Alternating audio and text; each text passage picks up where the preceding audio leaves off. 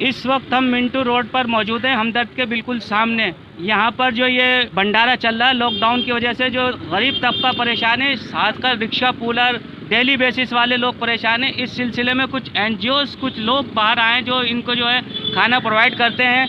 ये जो खाना सुबह और दोपहर में 2 टाइम दिया जाता है। यहाँ पर बराबर ये लोग आते हैं, यहाँ पर लाइन लगाते हैं और ले जाते हैं। इस सिलसिले में जो ये मैडम यहाँ पर आई हुई हैं, हम इनसे जानना चाहते हैं ये जो प्रोवाइड कराते हैं किस तरह से कराते हैं। मैडम, आपका नाम और आप अपने बारे में। मेरा नाम शाहीन हुसैन है और 2012 से मैंने ओल्ड दिल्ली को अडॉप्ट किया हुआ है। एक कार्यकर्ता हूँ, एक सोशल वर्कर हूँ। यहाँ सभी लोगों को जानती हूँ क्योंकि हम सब एक फैमिली की तरह काम कर रहे हैं। जिस टाइम लॉकडाउन हुआ और लोगों को समझ में आया कि तकलीफ़ बहुत ज़्यादा है, खाने की बेसिक रिक्वायरमेंट बहुत ज़्यादा है।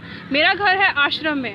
हमने आश्रम में एक छोटा सा साझा किचन नाम का, रसोई नाम का एक किचन स्टार्ट किया मेरे घर से, जहाँ से लांबा जी हैं, सीमा भाभी हैं और भाभी हैं, हम सब लोगों ने मिलके एक भंडारा टाइप खाना शुरू किया, जहाँ हम तकरीबन 300 लोगों का खाना बनाते हैं। 100 लोगों का खाना आश्रम में बंटता है, बाकी 200 लोगों का खाना डेली यहाँ आता है इन लोगों के लिए जिनको ज़रूरत है। और दिनेश और राकेश भाई की टीम मिलके उन लोगों को खाना पहुँचाती है जिन तक खाना मुहैया नहीं है, भले ही चरिंद परिंद हो, जानवर हो, इंसान हो, सब तक। देखिए, यहाँ पर जो खाना आता है सिलसिले में जो दिनेश भाई हैं, हम इनसे जानना चाहते हैं। सर, ये मैडम यहाँ खाना लाती हैं और आप किस तरह से इसको बांटते हैं? हमारी टीम यहाँ पे जितना भी अब खाना आता है इसको 3 टीमों में विभाजित करती है। जैसे कि एक टीम लाल किले के पीछे जाती है जहाँ पे खाना नहीं पहुँच पाता है, एक नई दिल्ली स्टेशन पे जाती है। जैसे कि ट्रेनें अभी चालू हुई हैं तो वहाँ पे हम खाना प्रोवाइड करते हैं और ड्रिंकिंग वाटर और ORS घोल प्रोवाइड करते हैं ताकि सफ़र में किसी को दिक्कत ना हो। तो यहाँ पे हम कंटिन्यूसली सुबह शाम का लिप्स एंड बाउंड फाउंडेशन के सौजन्य से बांटते आ रहे हैं यहाँ पे सामने मैदान। देखिए, यहाँ इलाके के काउंसलर भी मौजूद हैं। राकेश भाई, आप बताएँ। एक बधाई के पात्र हैं लिप्स एंड बाउंड्स जो हमारी सोसाइटी है, ये बधाई के पात्र हैं। उन्हें बराबर पिछले 2 महीनों से लगातार मैं देख रहा हूँ, सुबह शाम चाय और खाने का जो है बराबर वितरण कर रहे हैं। यहाँ भी कर रहे हैं, जगह जगह जाकर भी बांट रहे हैं। तो बहुत ही सराहनीय काम है। हम लोग इनके इस कार्यक्रम को, इस प्रयास को अप्रिशिएट करते हैं, इनका अभिनंदन करते हैं। और हम भी अपनी भूमिका अदा करते हैं इसके अंदर एक वॉलंटियर के तौर पर कि ये बंद नहीं होना चाहिए, क्योंकि आज जो समय चल रहा है ये बड़ा संकट का समय है, जब बेरोज़गारी का आलम है, भूखमरी का आलम है। ऐसे टाइम में कोई संस्था भूखे बेसहारा लोगों को खाना प्रोवाइड कर रही है, चाय प्रोवाइड कर रही है, तो निसंदेह वो बधाई के पात्र हैं। सरकारें जो सरकारों को काम करना चाहिए वो संस्थाएं कर रही हैं, वो गुरुद्वारा प्रबंधक कमेटी कर रही है, मंदिर मस्जिद कमेटियाँ कर रही हैं।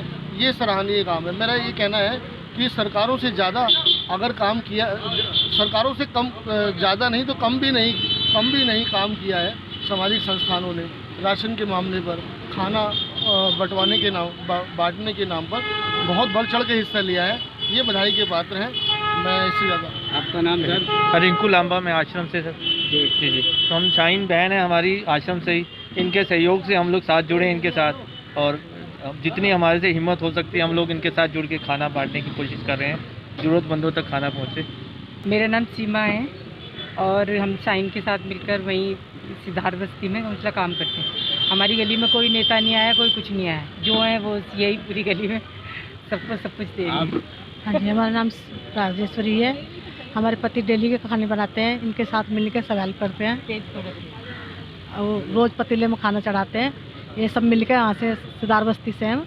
नेता लोगों ने कोई हेल्प नहीं करी। हम बेचारी राशन जन कहाँ से बेचारी लाती हैं अपना पैसे खर्च करके, हम सब बनाने में मदद करते हैं। देखिए, हमारे साथ ये पंडित जी मौजूद हैं। हम आखिर में चाहते हैं कि ये इन लोगों के बारे में थोड़ा सा, इनके शुभ चिंतन जो भी ये लोगों के लिए कर रहे हैं, इनके बारे में 2 शब्द कहें।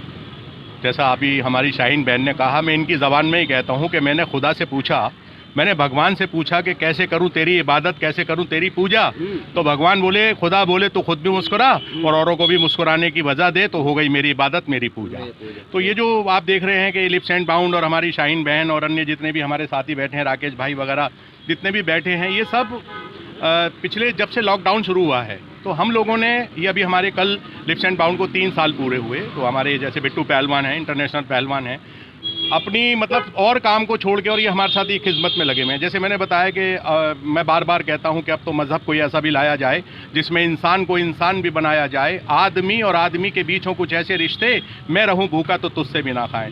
जमाल भाई हैं हमारे, ये खड़े हुए हैं सामने। देखिए, लॉकडाउन में फंस गए, लेकिन आप देखिए हमारे मंदिर की पूरी उसी ईमानदारी के साथ, उसी मुस्तैदी के साथ, उसी शालीनता के साथ ये सेवा करते हैं जैसे शायद ये अपनी मस्जिद के अंदर इबादत करते होंगे। तो कोई यहाँ धर्म का या कोई मजहबी कोई बात नहीं है।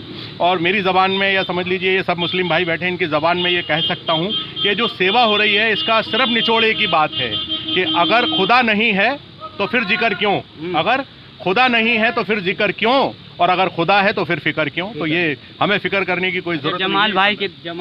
जमाल भाई ये मेरे सामने खड़े में हैं। जमाल भाई, मैं जमाल भाई से, जमाल भाई ये कह रहे हैं कि आप यहाँ मंदिर में रहकर तकरीबन 15 साल या जो भी आप लॉकडाउन में जिस तरह से फंसे हुए हैं या लोगों की सेवा कर रहे हैं, और आपको कहाँ जाना है, कहाँ तक जाना है? सर बॉम्बे में सर जाना है अभी, तो मैं को मुंबई जाना है। मुंबई जाना है? जी हाँ, मैं लॉकडाउन में फंसा हूँ मैं। अच्छा, आप लॉकडाउन में फंसे हुए हैं? जी हाँ। रमेश भाई, ये पिछले कई सालों से मंदिर में रह रहे हैं और यहीं नमाज पढ़ते हैं। आज जब से लॉकडाउन हुआ है सारी पूजा वगैरह यही कर रहे हैं। कुछ टाइम से यहाँ पंडित नहीं आ पा रहे थे, तो ये पूरी पूजा यहीं करते हैं। और एक मुसलमान होने के नाते रोज़े भी रखते थे, नमाज भी पढ़ते हैं। और सबके यहाँ है हमारी गंगा जमुना तहजीब जिसकी हम बात करते हैं कि साथ में एक मुसलमान पूजा कर रहा है, पंडितों के साथ प्रसाद बना रहा है, खा रहा है। और तो हमें इस बात का फ़ख्र है, जो मैं हम खाना बना रही हूँ, एक सरदार अपने गुरुद्वारे से बर्तन लेके आता है, मुसलमान खाना बनाता है, हिंदू बांट रहा है, और एक इंसान खा रहा है जिसको रोटी इसका मजहब है। हम उस पर काम करें। हमें आज तक 1 रुपया किसी पॉलिटिकल पार्टी से नहीं मिला है। जो भी कंट्रीब्यूशन है वो मेरा है या मेरे चंद दोस्तों का है। तो हमें फ़ख्र है कि पिछले 40 दिनों से हम तकरीबन 400 से 500 लोगों का खाना बांट रहे हैं। गुरुद्वारे से प्रसाद हमारे पास आता है कि आप बांटिए। तो ऐसा नहीं है कि जो काम करना चाहता है वो काम नहीं कर पा रहा। आपका एक जज्बा होना चाहिए, लोग अपने आप जुड़ते हैं। देखिए, इन्होंने कितनी अच्छी बात की है। जमाल भाई यहाँ मंदिर में रहते हैं, यहाँ रोज़े भी रखते हैं, नमाज भी पढ़ते हैं। अगर पुजारी नहीं होती तो मंदिर में पूजा भी करवाते हैं। अब ये लॉकडाउन में फंसे हुए हैं, इसको कहते हैं गंगा जमुनी तहजीब, और इनको जमाल भाई को बम्बई तक जाना है। आप मिल सकते हैं। जमाल भाई कुछ कहना चाहेंगे आप? सही रहता है। ये हमारा बहुत साथ दे रहे हैं बेचारे मंदिर के भी जो हैं। अब दिनेश भाई ये लिप्सर बॉन्ड वाले, शाइन बहन है मेरी, ये बहुत साथ दे रहे हैं। पंडित जी अपने अरविंद जी ये बहुत साथ दे रहे हैं। मतलब कि अपनापन बहुत हमको लग रहा है। हमको ऐसा महसूस ही नहीं होता भैया लॉकडाउन में फंसा हूँ, लगता है मेरी खुद की फैमिली है, ये सब कुछ हमारा खुद का यहाँ पर। देखिए, इन्होंने ये कहा है, जमाल भाई का कहने का एक और मकसद ये है, जो अभी हमारी इस सेवा से या अपनी खिदमत से जो ये इतने, इनको कहीं ये लगा ही नहीं कि मैं हिंदुओं के बीच में हूँ या मुसलमानों से अलहदा हूँ। तो अभी मैंने इनसे कहा कि आप लोग, हमारा इनसे एक ऐसी आत्मीयता हो गई, इनसे एक ऐसा लगाव सा हो गया जब हम इनकी खिदमत देखी। तो मैंने इनसे कहा कि आप जब ये लॉकडाउन खुल जाएगा तो चले जाएंगे। तो आपके अपने शब्दों में कहने का ये था कि मेरी तरफ से तो लॉकडाउन मारामारी नहीं करी इन्होंने। ये चाहते तो किसी बड़े मुस्लिम आलिमी से, एक इमाम साहब से मिल के और अपने लिए कोई कर सकते थे, लेकिन इन्होंने जो यहाँ की सेवाएँ देखी, खिदमत देखी, और जो उस अल्लाह पाक का जो हुक्म है, जैसे मेरी हदीस का बड़ा असर है मेरे ऊपर, तो उस पर भी ये लिखा हुआ है कि तुम ज़मीन वालों पे रहम करो, आसमान वाला तुम पे रहम करेगा। तो ये जो रहम की ताकत है, जो एक खिदमत की ताकत है, जैसे हमारे गुरुद्वारे के हमारे साहिबान खड़े में हैं, जैसे जैन धर्म के अंदर है नमो हरिहंताराम नमो सिद्धाणम, उनके जो मंत्र हैं, जैसे एक ओंकार सतनाम वाहे गुरु, इस तरह से जो ये हमारे जैसे ईसाई धर्म के अंदर कहते हैं खुदा बाप माता मरियम। तो सबके धर्म बेशक अलग अलग होंगे, लेकिन सबका मज़हब एक ही है, इंसानियत के नाते सबको खिदमत करनी चाहिए। और ये हमारे जमाल भाई इसका एक बहुत बड़ा उदाहरण है। हमारे ये बिट्टू पहलवान हैं, हमारे राम तीरथ पंडित जी हैं, ये दिनेश भाई हैं, ये सब जितने बैठे हैं यहाँ बुजुर्ग हमारे सब साथी हैं, इनकी रहनुमाई में, इनकी सरपरस्ती में हम लोग ये खिदमत कर रहे हैं। किसी पे हम ये भोजन करा के कोई एहसान नहीं कर रहे, ये हमारे बुजुर्गों ने हमें संस्कार दिए कि आप ये खिदमत आपको करनी है, और हम कर रहे हैं। जैसे हमारे शाइन बहन ने कहा, हमारे किसी कोई पॉलिटिकल पार्टी से हमने झोली फैला फैला के लोगों से मांगे हैं, और वो फिर एक गुलदस्ता बना के और हमने ये फूल यहाँ पे बिखेरने की कोशिश करी। देखिए, इंसानियत ही सबसे बड़ा धर्म होता है। आप देख सकते हैं इधर आ जाए भाई, ये हिंदू मुसलमान सिख ईसाई सब लोग यहाँ पे मिले हुए हैं। ये हिंदू भी हैं, मुसलमान भी हैं, सिख सभी लोग हैं।